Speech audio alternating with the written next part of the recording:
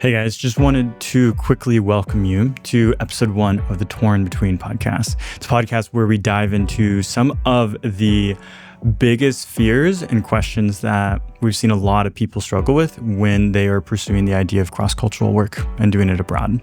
So, welcome to episode 1. This episode is all about relationships. And so if you're somebody that is in a relationship or maybe would like to be, but you're a little fearful of how moving abroad and doing cross-cultural work and entering this type of work would affect that, this episode's for you.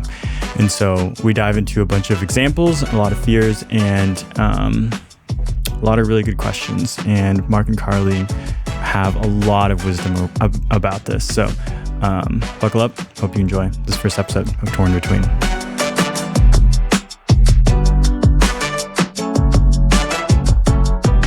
Today, we are going to be talking about a topic that maybe makes a lot of people feel uncomfortable, but everyone, absolutely everyone feels and thinks about, which is relationships and the tension between, do I stay for a relationship or do I go abroad, which is what I also want to do, and how does that impact my opportunity for relationships in the future.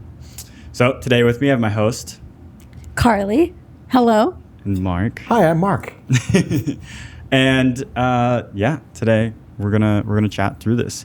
I have a few things and a few questions that I personally can bring in this space, which feels a little uncomfortable because I'm like, all right, time to talk about my love life with Mark and Carly. It's a safe space, Michael. Yeah, I know. I love you guys. I feel very safe with you guys. But would you guys like to give any context to this before we dive in? Just that this tension between dating and serving is something, like Michael said, that I think is pretty universal nowadays, especially as we're recruiting younger potential workers to work with One Collective. They're always thinking forward. They're thinking about their future. They're thinking about their career. They're thinking about potential relationships. And they're evaluating the risk and reward for making these decisions. And I think it's something that we talk through with many, many people on the front end. Yeah. And then we also see a lot of relationships and love blossom on the field. So it's fun to see that side of it too. But it's a pretty common theme that we see. Yeah. Yeah, I'm talking with this person right now who I started a conversation with her about 8 months ago. She had kind of a dream that she was maybe supposed to go to a certain country overseas, and so I've had a number of conversations with her.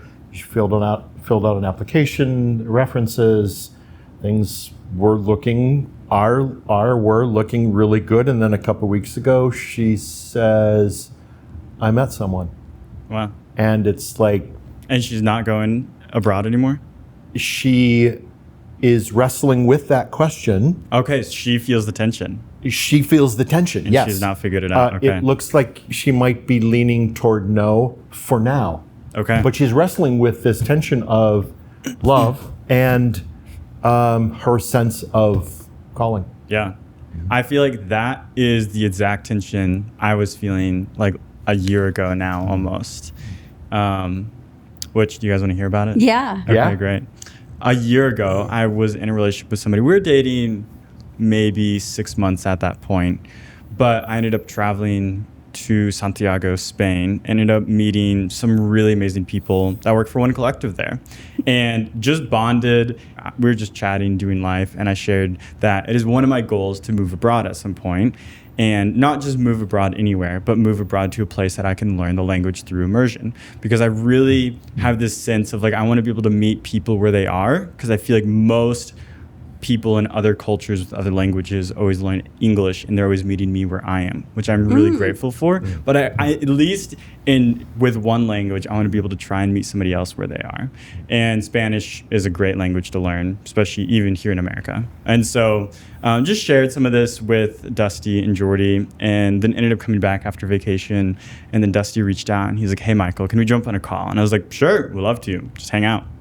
And we jumped on a call, and he said, pretty much, I wanted to get on a call with you just to show how serious I am about this. But you shared some of these desires that you have, and I think that you're a really cool person, and I really would love to do life with you, at least for a time.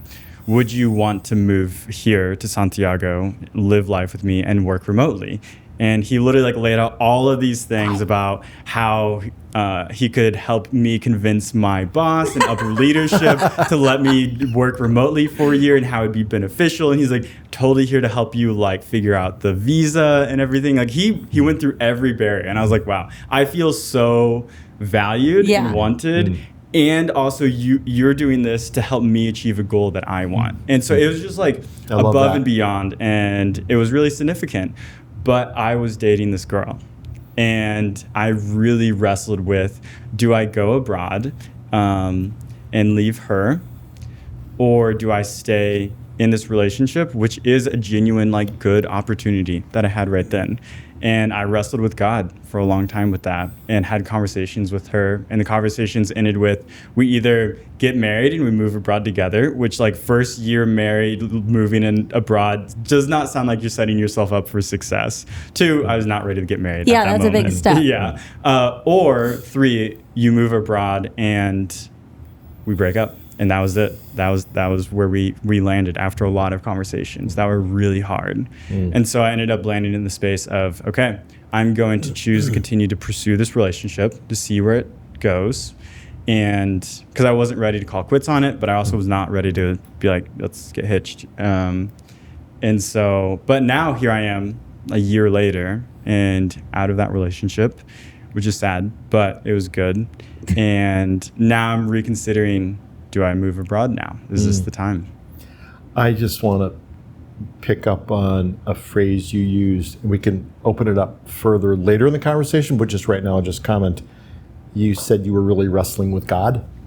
And I just want to say this whole topic, we can have specific points we cover and things we look at, but this really is a matter of discernment. And a lot of discernment happens outside of here are the points to consider.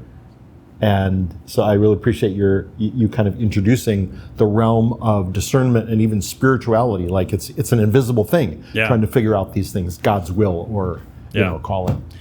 How do you guys walk with applicants who have made this decision, and so many different applicants? How have you walked with them and helped them to discern what God's will is for them?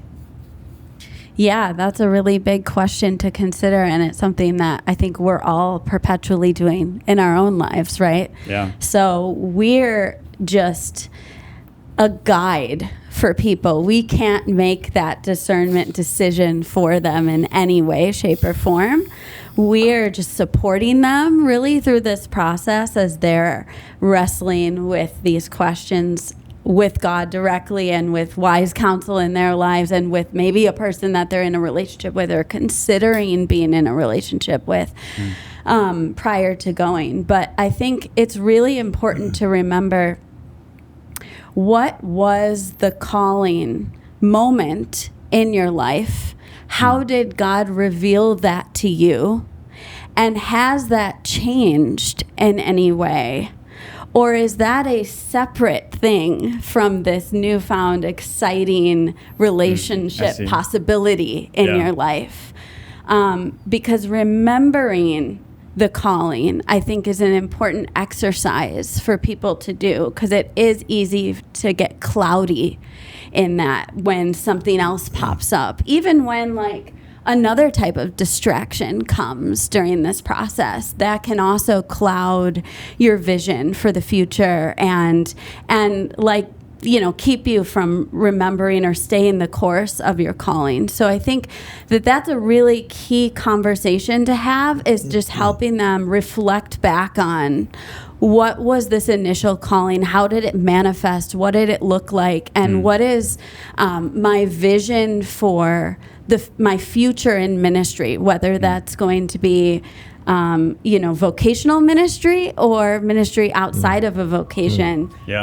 Yeah, I would add a few things, maybe a curveball. So calling, yes, but sometimes God adjusts his calling. Or I was talking with this one person who had this dream, same person I mentioned before, had this dream of going to a certain location, and through her process, halfway through her process, we came to the realization that this dream did not represent her ultimate destination, but it was to get her moving forward on her path of exploring. Absolutely. So she ended up wanting to go somewhere else before she met someone.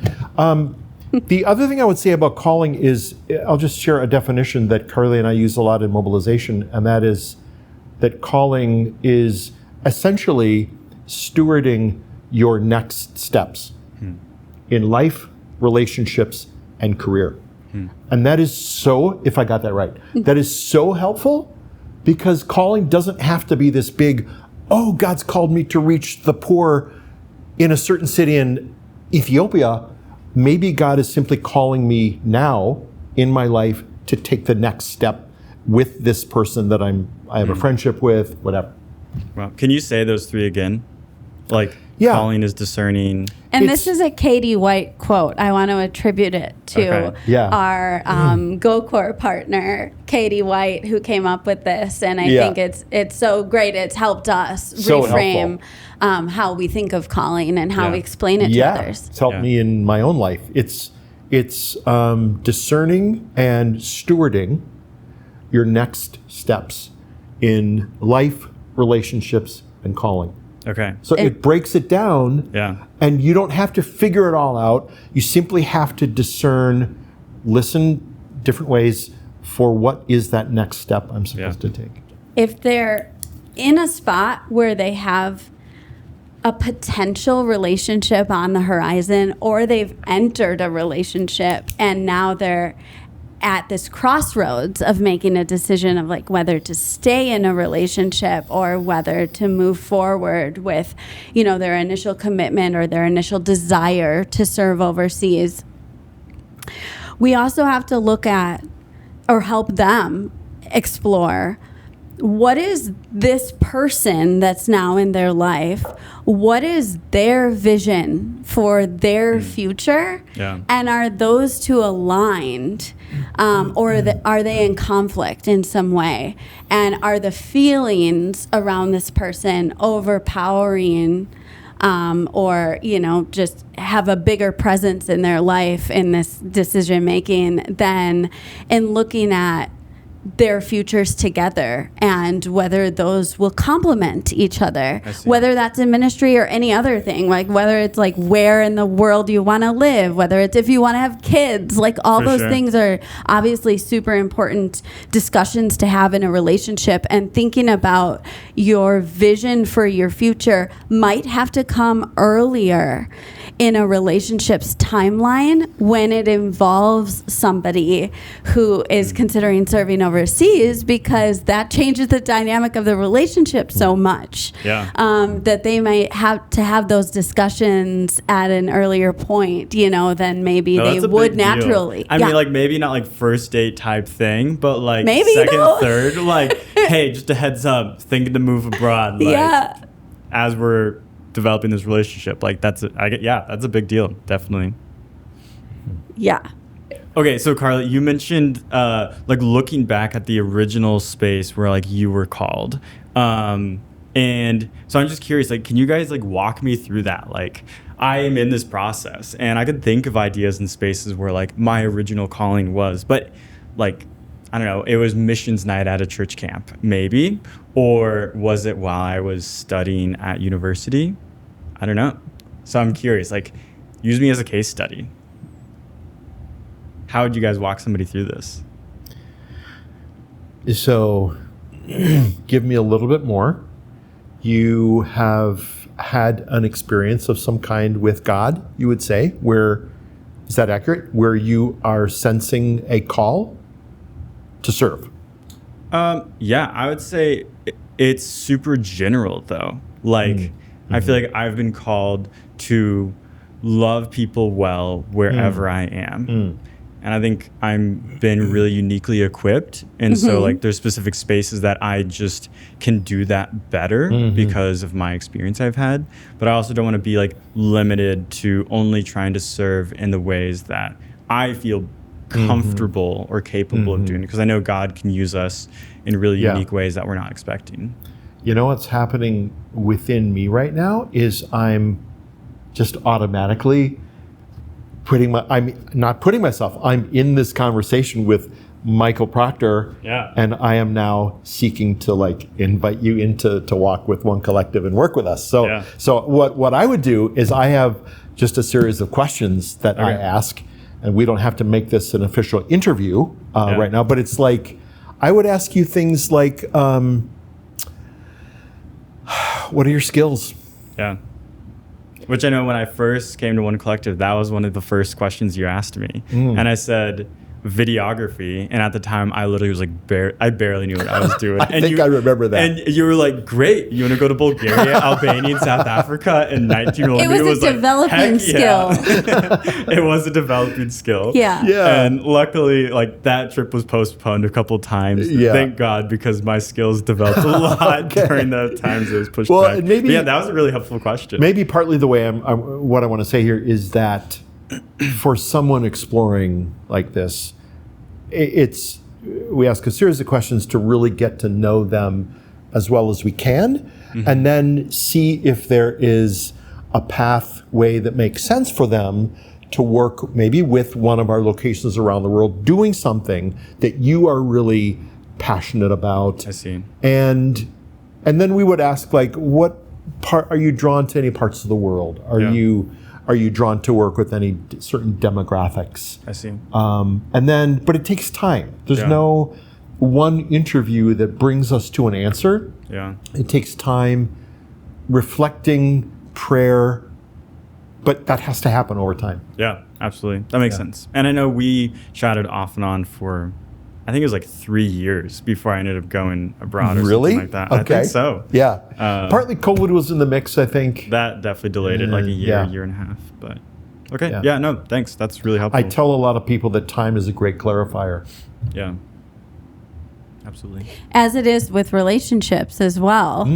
And I think, you're sensing a pull at this point in your life, or even a year ago in your life, to have a new experience, to serve and use your skills in a new context and a new capacity. And I think you don't want to ignore that pull, that sense that God might be opening a door for you somewhere and asking you to walk through.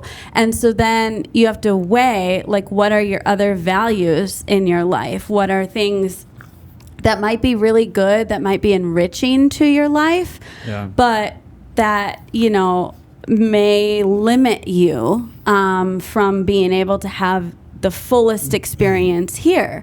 And relationships may or may not be a part of that equation. And last year when you evaluated this, it was a really big part of this equation, to the point where you made the decision to wait, kind of knowing too that this invitation might remain open, where absolutely. this relationship needed your current attention, and the invitation to serve or to move or to have this new experience could be on the table later, that you might be able to take that up at a different point. And so I think looking at the timing of these things is also really important as you're evaluating,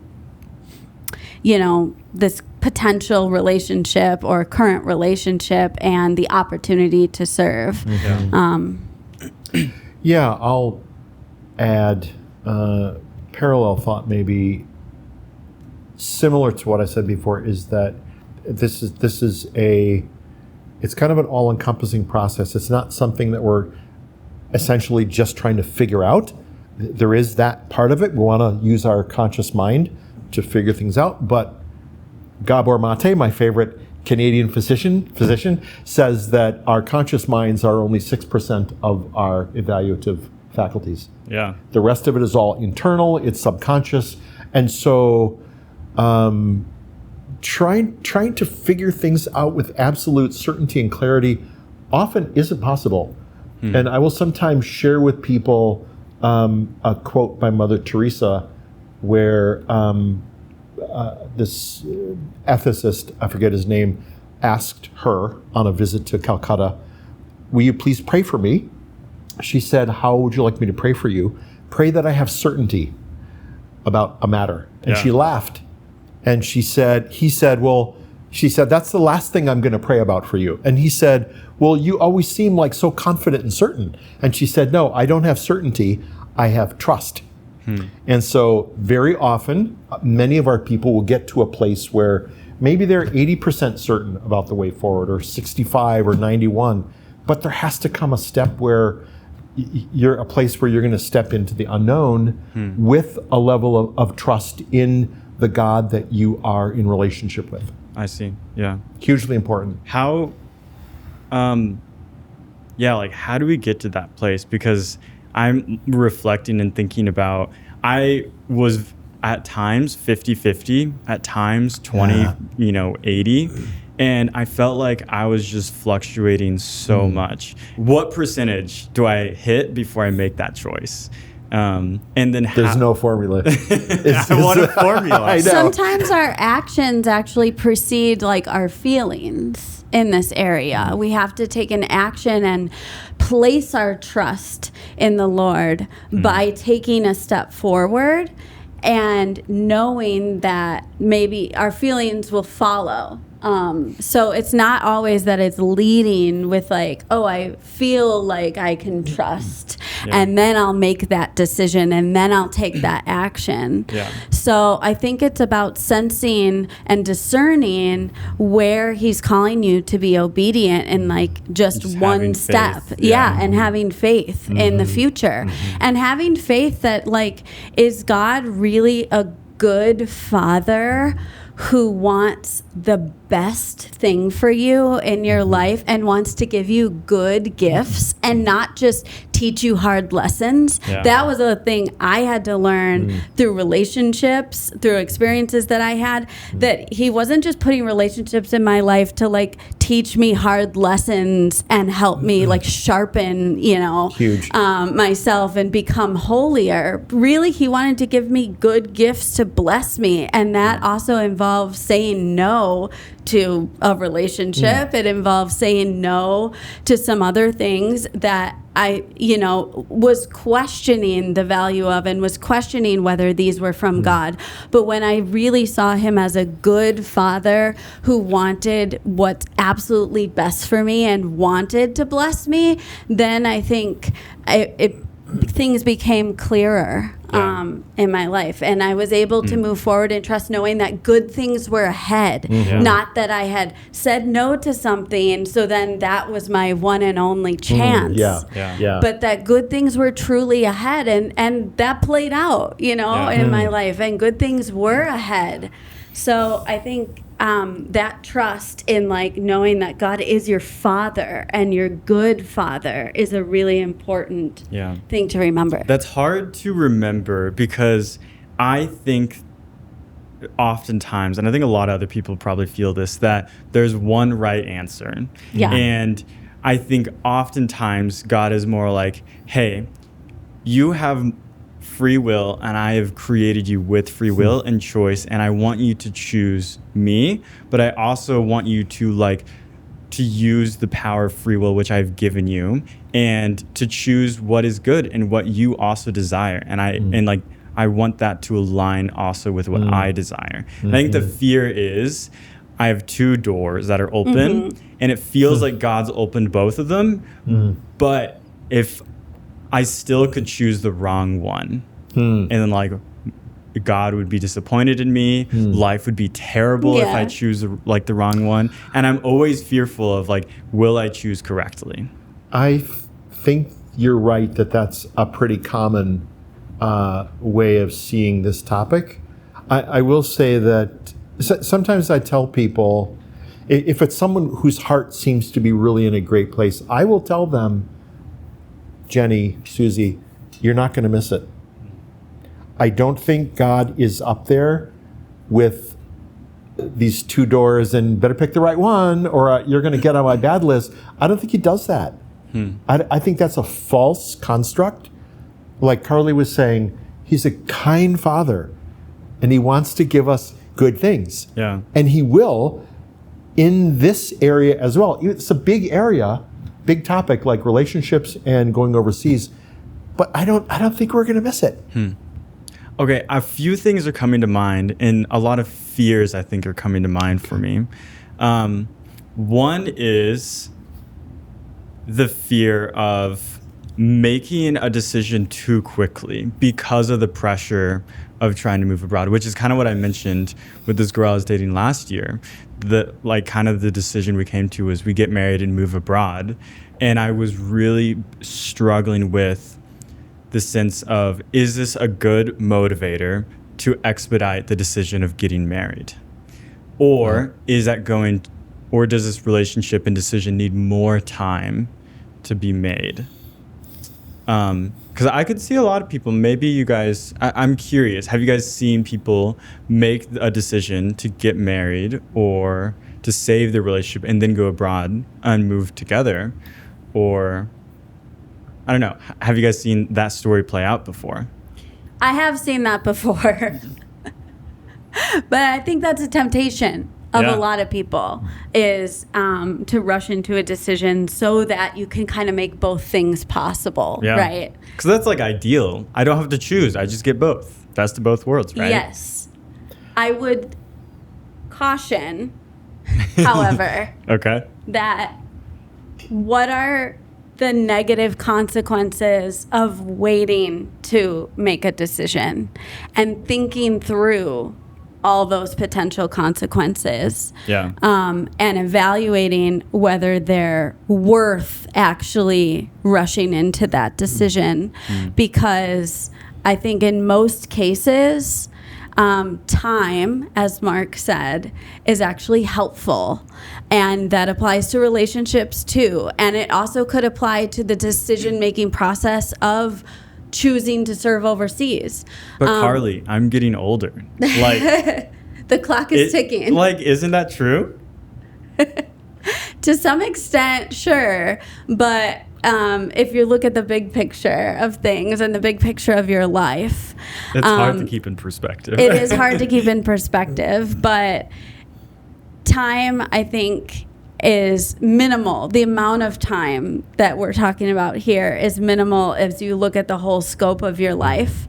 And if you made a potentially, serious decision that would have real consequences too soon, that can be, much more detrimental than waiting another year to make that decision. And maybe you'd land in that same place, but maybe you wouldn't, and you would have had that extra time to sow into your relationship too, and to get to know each other better and to evaluate more if you're compatible long term and if this is truly God's plan for you and for that person. So I think actually time is on your side here, and rushing into a decision is strongly advised against. Michael, I'm going to not call your bluff, but okay, you said I'm getting old. Okay. Yeah. What, to the degree that that's like a legitimate perspective of yours right now, what emotions are going on within you regarding that? Yeah.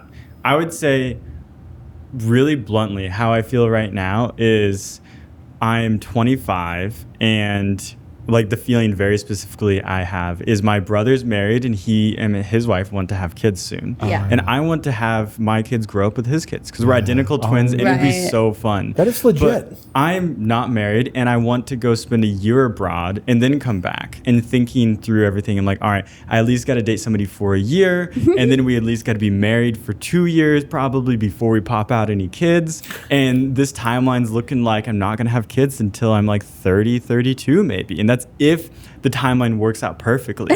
And so it feels like right now I could go on a date with this girl I met at the coffee shop Monday and like start that relationship and explore it. Or I can go abroad, spend a year abroad, growing and experiencing different cultures and experiencing God in new ways, and then coming back and like looking for somebody.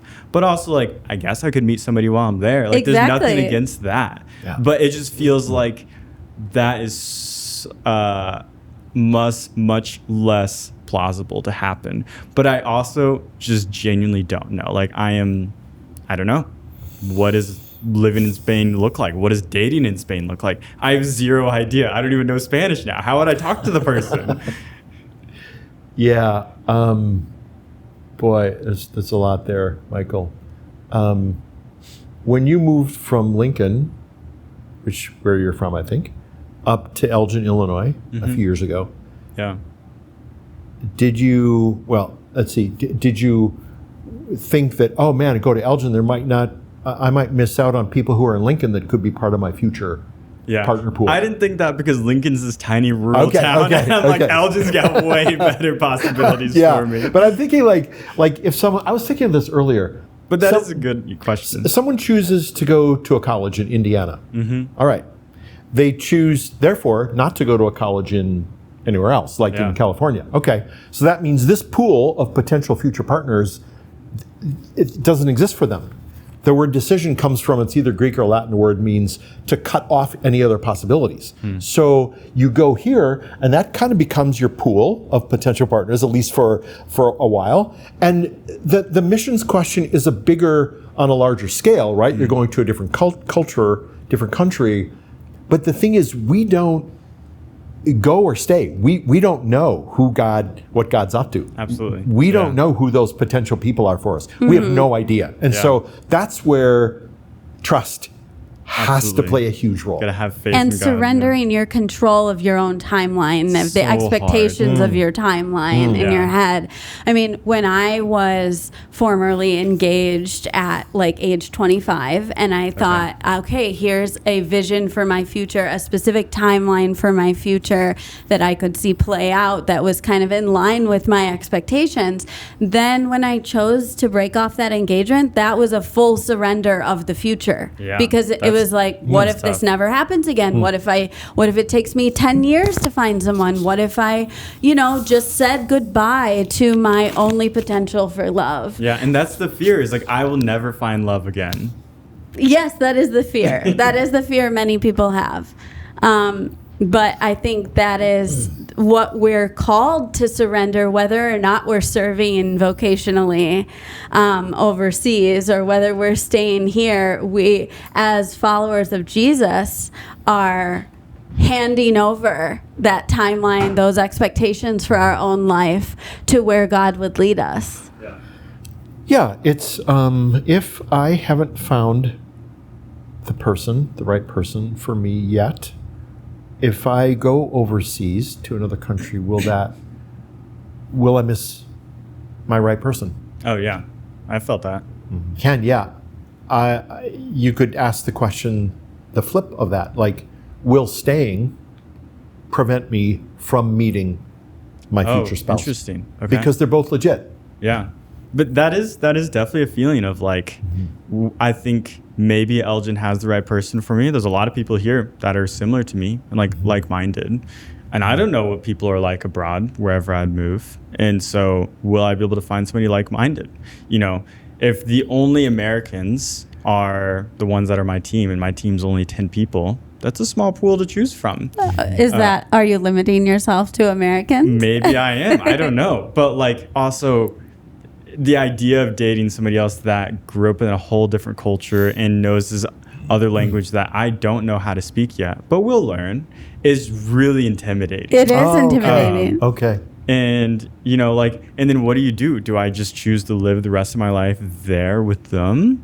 Do then they move to the U.S.? Yeah. And I mean, those are all questions you'd have to wrestle through while dating. And those are questions that a number of our workers overseas are asking. Really? Because they meet someone overseas and love happens, and then those questions become front and center. Yeah. I think on the front end, this is a common question.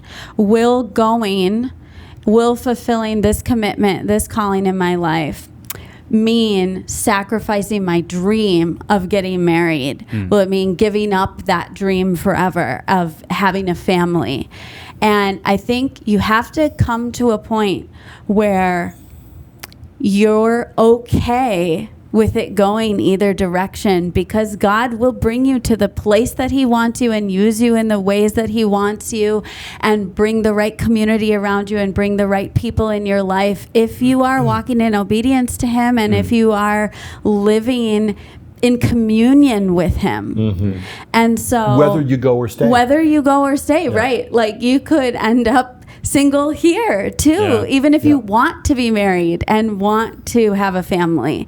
And also trusting that he knows your desires, that he wants good things for you, and that if he brings you the right person, that will happen here or there too. And so I think, like, being comfortable or being willing to live in that space, live in that uncertainty, and still take those steps forward is the right mindset to be in. And then what we often see is people are surprised with who God brings to their path, you know? It happens all the time. Whether that's a national in the country where they're serving, whether that's an American either with One Collective or, you know, in some other capacity living overseas, or whether that's somebody they meet online even, like here in the States, and then have to determine what their futures will look like together. It doesn't mean closing the door to love altogether. And we've seen that time and time again, that when people leave for the field single, that does definitely not mean that they're going to remain single on the field. I think me and maybe everyone else in kind of my position just needs to keep remembering that, like, moving abroad does not mean you will be single. Like, it actually really does not change hardly anything. It's almost irrelevant. Wow. You would say it's almost irrelevant. Yeah. Interesting. Okay. I will keep saying those words. Mark says it's irrelevant. You'll meet somebody. Almost irrelevant. I mean, there are different factors, of course, but I don't think it directly affects whether you will find a long-term loving relationship. Yeah, that makes sense. And several of our leaders around the world have actually become relationship experts. Really? By seeing, you know, many of their teammates navigate this process for themselves and kind of, you know, provide counsel and coaching and walking with them, supporting them through this process. Whether that means they're like in a long distance relationship, or they're navigating the challenges of that, or whether they meet someone on the field and they're discerning what could be the future here, whether they're just struggling with singleness and loneliness. That's something that a lot of our field leaders have come to kind of embody, like, as a mentor role in many of our workers' lives, just observing those relational. Is there a team that has the highest marriage like success rate or dating success rate? Oh my God! You want us to name teams? Maybe not. No. That is funny though. That is like, that makes sense. I mean, because a lot of, like, the best season of life to move abroad and have this experience is like right when you're graduating school and you don't have a career, you don't have a family, you're not tied down. The least amount of obligations. And that's what I feel right now. I'm like, this is the best time of my life to try and do this and get this experience. Absolutely. And when I talk to college students in classrooms, I will make this very point that this is the optimal time. In 5 years from now, I say this, 5 years from now or 8 years from now, you will look back on this time and you will say, boy, I was so free then. And yet, and so it makes it an optimal time to go. Yeah, so the theme I'm hearing over and over and over again is surrender and trust God with your future, whether that is you stay or you go, and have patience. I feel like those are the two things I keep hearing you guys say, which are really hard things to do. I feel like I have things that call me out on both of those often, and I'm like, man, I've not surrendered this thing, or I've retaken control of these decisions in my life all the time. And I feel like it's always a process of like re-surrendering things to God. And that's really hard, but is necessary. Yeah, I would just say to that, Michael, that your tendency to like take things back, God doesn't look at you and judge you for that. You're fine. You can relax it. You're fine with that. Just continue to listen and to receive the Father's love and His words to you, and continue moving forward in your process. He doesn't condemn us. Yeah. He doesn't shame us. He's kind. Yeah. He's kind to you no matter what. Yeah. I appreciate that, Mark. I just think of like prodigal son coming home, and hopefully you're not to the extreme of the prodigal son, but like it kind of is that way. Like God is always delighted when you come back to Him with at whatever level it is. Yeah. Yeah. Okay, so as I'm considering moving abroad, I would look at different organizations, and I found that organizations have very different beliefs on dating, and some are even saying you are not allowed to date if you commit to going abroad for, say, a year, because they say that's a distraction, which I would kind of agree with, but might also be frustrated about. So what's One Collective's perspective or take on that, and how do they navigate that in a healthy way? Because I think there are some like healthy boundaries with that. Yeah, I think that's a great question to be asking. One Collective has chosen not to have an official policy on dating because it is such an individual question that you have to wrestle with yourself, and you have to think through what's right for your situation and how the Lord is speaking to you and working in your life. So we don't have a policy that outlines like what's allowed and what's not allowed. However, I think it's really important to have open communication with your supervisor, which in many cases is your team leader here with One Collective, about your vision for the future, your desires, your current relationship status, challenges in your relationship, because this isn't just a job. It is a life that you're going to be living in community with people who you're serving alongside, and you should be willing to share all aspects of your life together. Yeah. And so often our leaders can offer really good wisdom, or other team members who have gone through this, maybe who are a few steps ahead, they can offer really good wisdom to consider and just be like a supportive ear, somebody who can sit with you and walk with you on this road.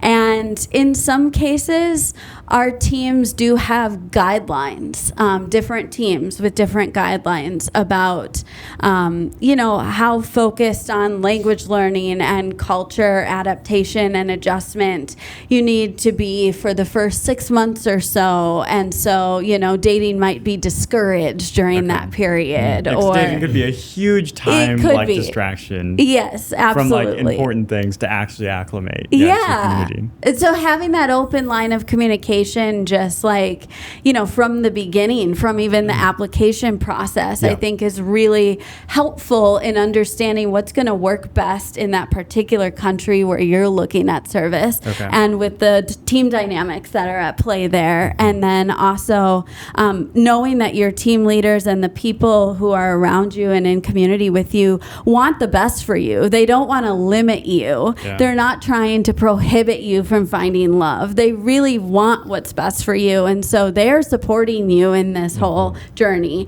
And they're just trying to, provide kind of the best outcomes for you. So, I would add that just in general, this is kind of One Collective general, we have really kind policies across the board that most of our, I think almost all of our people find to be very helpful and not constricting and life-giving. And this is an example of that. Yeah, I agree. I think it's freeing. It's freeing. I'll just add to, Carly, to what you said. You kind of already said this, but like in mobilization, our job as kind of the gateway, we're the first people to talk with new people exploring us. Yeah. It is really initially our responsibility to get to know people as well as we can, including their relationship I see. dynamics. Okay, cool.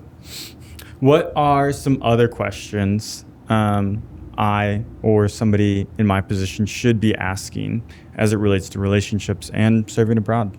The only one I would add is, of course, you're single, Michael, so you're not asking a question as a married man, but a married couple, when they apply to us and are accepted, we look for them to be married for about a year is the general policy before we would want them to deploy. I see. Okay. And so there is that is kind of a time frame that is, I think, in our policy or manual somewhere. It is. But it's also not a rigid one.